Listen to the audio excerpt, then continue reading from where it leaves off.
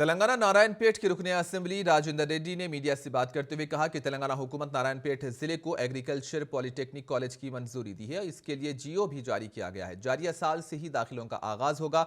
राजेंद्र रेड्डी ने कहा कि नारायणपेट असेंबली हलके में कई तरक्याती कामों को अंजाम दिया जा रहा है।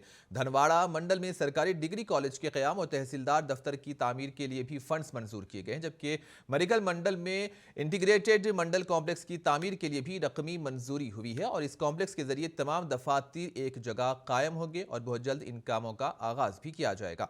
इन्होंने नारायणपेट असेंबली हलके में 75 करोड़ 75 लाख रुपयों की लागत से अंजाम दिए गए तरक्याती कामों की तफसीलात भी बतलाई। नारायणपेट असेंबली हलके की तरक्की के लिए फंड्स की मंजूरी पर तेलंगाना के चीफ मिनिस्टर केसीआर से इजहार तशक्कुर किया।